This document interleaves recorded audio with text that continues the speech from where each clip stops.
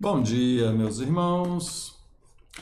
Isaías, capítulo 29. Ai da lareira de Deus, cidade lareira de Deus, em que Davi assentou o seu arraial. Porei a lareira de Deus em aperto, e haverá pranto e lamentação. Ele está falando a respeito de Jerusalém, que aqui está sendo chamada de lareira de Deus, né? Onde Deus ali então incendeia, fala da presença, fala da manifestação de Deus e também do juízo de Deus por conta do pecado do seu povo.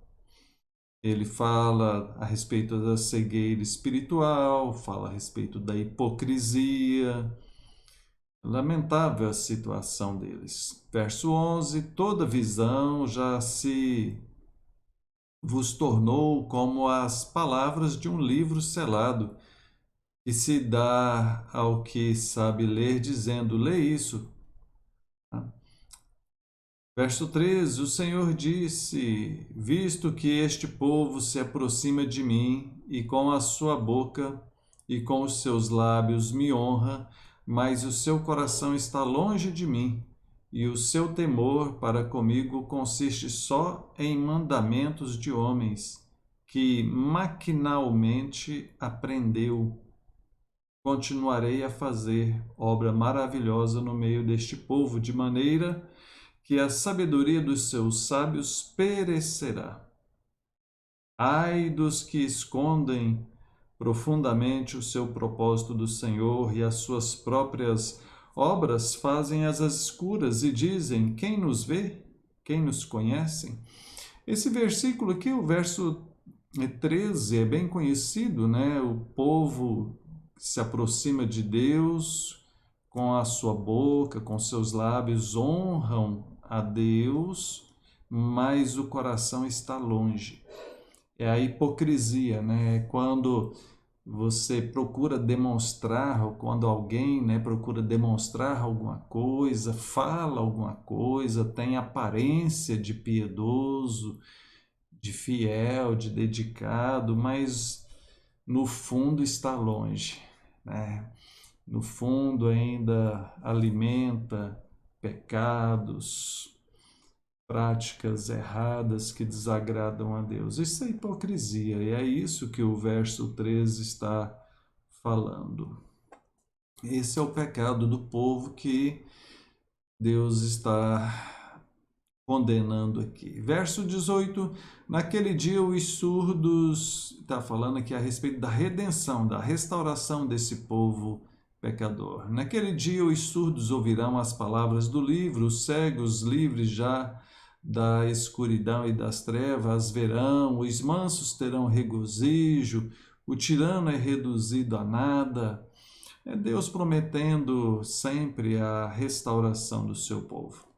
Entramos no capítulo 30, e Deus condena a aliança do povo com o Egito. Ai dos filhos rebeldes, diz o Senhor, que executam planos que não procedem de mim e fazem aliança sem a minha aprovação. Perceba, Deus está aqui falando a respeito da atitude deles em fazerem planos com os perversos, em especial aqui com o Egito, né? O verso 2 fala claramente que eles descem ao Egito, buscam socorro em Faraó. Verso 7, quanto ao Egito, vão e inútil é o seu auxílio. Né? Verso 12, assim diz o Santo de Israel, visto que rejeitais esta palavra, então essa maldade vos será como uma brecha de um muro alto. Essa ilustração da brecha, né, é interessante porque o muro é colocado para proteger. Você pode ter um muro muito alto, muito forte, Mas se tiver uma brecha ali, uma pequena passagem, já talvez seria o suficiente para os inimigos passarem por ali. De nada adiantaria, né, todo um muro com uma brecha. Assim é a vida. De que adianta correr atrás, se esforçar, procurar se corrigir em muitas coisas, mas ainda estiver em uma falha com Deus. Tem pessoas que, por exemplo, sendo mais claro, né? Seja mais claro, pastor.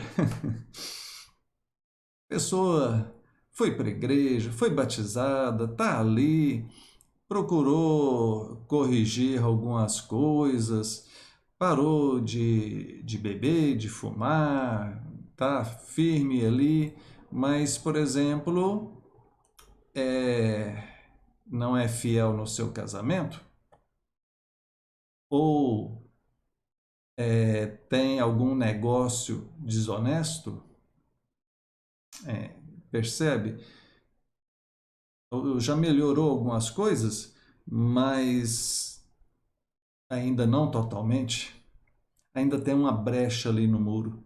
Ainda tem um pecado ali que está servindo, dando legalidade para o inimigo entrar, para o inimigo atacar. Então, meu querido, minha irmã, meu irmão, feche todas as brechas, corrija tudo que tem que corrigir na sua vida para estar firme com o Senhor. Bom, verso 18, temos algumas promessas consoladoras agora. Por isso o Senhor espera para ter misericórdia de vós. É Deus esperando eles se corrigirem, para Deus exercer sua misericórdia. Deus vai, sim, exercendo essa misericórdia ao longo do tempo, porque se não for a misericórdia do Senhor, nós seríamos destruídos, não é verdade? Verso 21, quando te desviares para a direita e quando te desviares para a esquerda, os teus ouvidos ouvirão atrás de ti uma palavra dizendo, este é o caminho, andai por ele. Encerro com esse versículo tão importante, tão bonito. O Espírito Santo de Deus é quem nos orienta, quem nos ilumina. Deus não nos deixa sem a sua orientação. A Bíblia diz que Deus orienta o justo no caminho que deve andar. Esse verso diz que quando a gente pensar em ir para cá ou para lá, para a direita ou para a esquerda, a voz, né, Deus falando conosco, vai nos dizer, vai nos mostrar qual é o caminho certo. O problema não é a falta de orientação, o problema é a nossa teimosia. Então, esteja mais sensível, mais atento à orientação que Deus te dá. Obedeça e siga ela, porque ela é melhor para você. Que Deus te abençoe. Oremos. Pai, muito obrigado porque o Senhor sempre fala conosco. O Senhor nos orienta, o Senhor nos mostra o caminho correto. Nós te louvamos, nós te agradecemos, ó Deus. Em nome do Senhor Jesus. Amém. Grande abraço, até mais.